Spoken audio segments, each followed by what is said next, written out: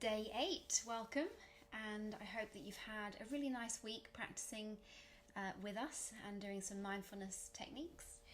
Today is, really have been looking forward to this portion of the course because we're going to talk about meditation and we're going to debunk some of the myths as well that are around meditation and what it isn't and what it is.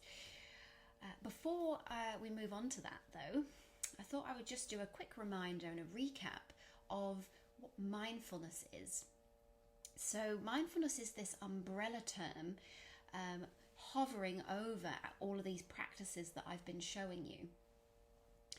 And quite simply, mindfulness is a practice of bringing yourself into the present moment, but adding on top of that kindness and acceptance. So if you have your notebook with you today, it'd be quite nice to make notes if you feel you have some light bulb moments over the next few minutes. I'm going to be doing a little bit of theory in the beginning, and then we're going to do a little bit of observation or meditation at the end. Today only about 2 to 3 minutes. Tomorrow and the next day we're going to explore different styles of mindful meditation, so they'll be much more practical. And remember, what we practice, we strengthen. Where we put our mind, the energy goes there. So this can go both ways in meditation. It can go towards, if we focus on something that we don't really want to invite too much into our life, if we still keep focusing in that direction, we'll strengthen that. So it's important to know the yin and the yang to the meditation practice. If we continue to work on strengthening our kindness and acceptance of the present moment, and we keep finding out what techniques help us to get to that point, we strengthen that. So what we practice, we strengthen. So meditation has been researched quite a bit over the last 20-25 years, and researchers who looked at the meditating brain, they found that areas linked to learning and attention and compassion are really strong and light up well in meditators. So again, these meditators have really strengthened those really important areas in their brains. And this is absolutely achievable for you as well. So first of all, remember that it will take a while for us to get our heads around that present moment being a bit confusing. So remember and write this down, that the thing that we should focus on the most when we meditate is kindness to ourselves.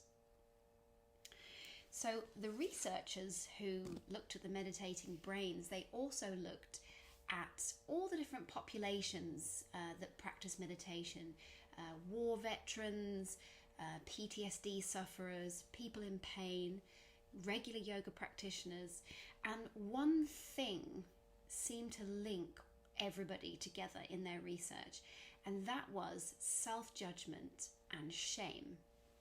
So one thing that seems to be a struggle for most people when it comes to meditation is being a little bit lost when it comes to seeing those darker sides of yourself.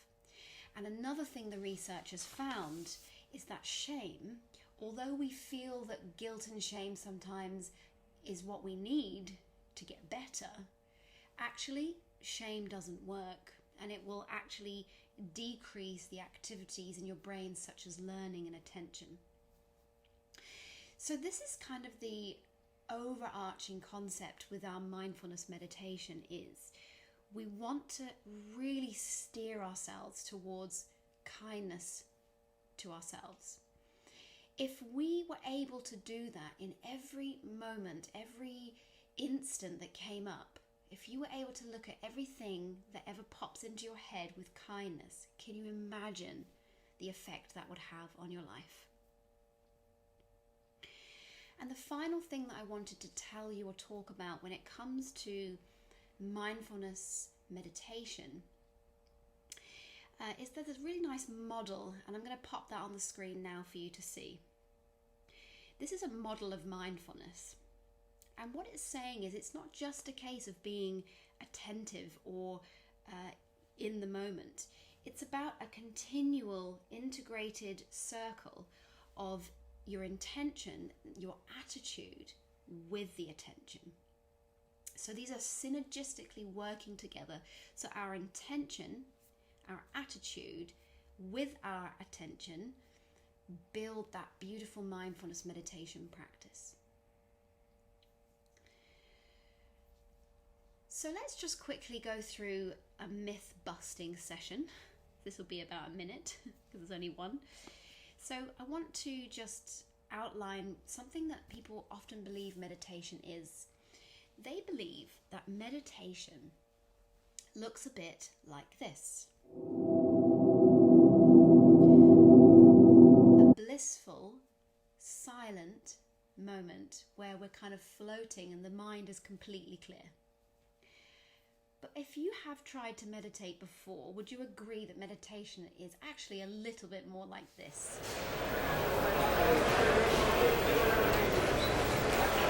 I think most people would probably agree that is what happens. So I just wanted to buff that myth. That is that we clear the mind and it goes completely silent in meditation. As well as observing ourselves as we truly are with kindness and acceptance, we are cultivating this ability to reduce our reactions to our environment or our inner world. So when something comes up, we don't completely react and get anxious or sad or just give that thought some weight.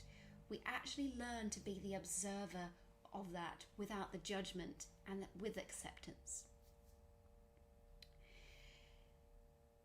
So that being said, the focus for the mindfulness meditation sessions is to practice kind attention. Now, we're going to go on to a little practical in a few moments. So I just wanted to quickly talk a little bit about how we should sit and how we should perform our meditation. So I'll be really honest with you, I'm sat like this today because it was best for the camera view for the video.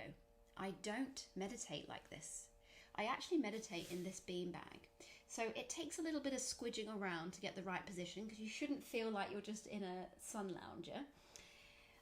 But I try to make sure that I support my physical body as much as possible before I start my meditation. For most people in the West, it isn't normal to sit cross-legged. In the East, so in India and places like that, it's much more normal to work on the floor, and therefore they have much more open hips. So if that is also the same for you and you find that trying to sit in that meditation position is very uncomfortable, then you're not alone at all. So I've got a few little props to show you here. This is a really nice meditation cushion. It's got sort of buckwheat or something inside. So what you could do is just have that there, and you could try sitting on it with your crossed legs. What happens is your pelvis will tilt forward and it might open a space for the cross leg position. You can also straddle it like this. That's very, very comfortable, making sure that your hips are in a line with each other and the legs are not rolling in too much. Alternatively, just sit in a chair, sit in bed, or wherever you feel supports you to do this practice. So go ahead, if you need to pause, you can. The next couple of minutes, 2 to 3 minutes, we're just going to do a little bit of a nice beginner's mind opening meditation. Whilst you're getting yourself ready, I just wanted to mention as well that there are many, many ways to meditate. I don't want to fill you with too many things today because we're focusing on mindfulness meditation, coming into the present moment with kindness. Over the next couple of days, I'll show a few techniques that you can use for meditation. Meditation has been shown in many studies to have such great benefits not only for your body, but also for your mind. And as we move away from shame and guilt and towards kindness, we start to be able to get to know ourselves and face ourselves and our darker side with more light. So this is something, if it really interests you, that it should be noted that it can take a while to get there. If something comes up that doesn't feel right for you, you're not sure what to do with it, you can always stop and always message me if you need, and we'll talk about it. Okay, so coming into a comfortable seated position, go ahead and lie down if you feel like lying down is what suits you better today. So closing the eyes for a moment and just relaxing the eyelids and the shoulders and the legs. Just let the body do a few last minute adjustments as you bring yourself into a center or central point that feels comfortable. If you want to perform a quick body scan, just to quickly notice bit by bit what position you're in, whether you need to move back or side or release something, go ahead. And with your eyes closed, I want you to start to visualize yourself as you sit on the mat now, or on the floor or the chair. So you probably know what you're wearing, and you know what your chair looks like, or your bolster or pillow. So go ahead and look at yourself. So we're kind of going outside of the body and looking back at ourselves.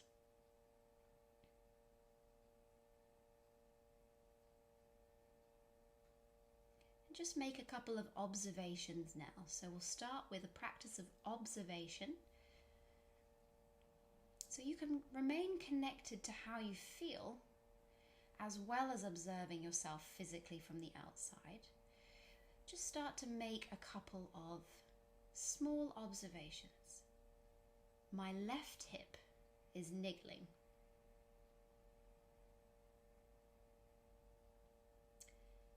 My breath is shallow. Just a couple of examples. I thought about breakfast. So each time you observe something, move on and then come back to that picture of yourself, come back to your center.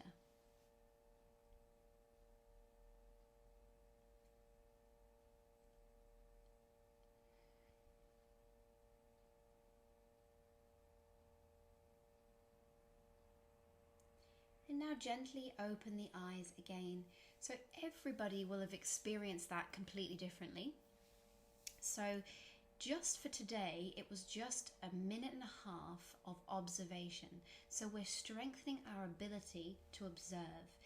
We're not trying to save the world in 1.5 minutes. So if that kind of was weird, or your eyes wouldn't stay shut, that's absolutely normal.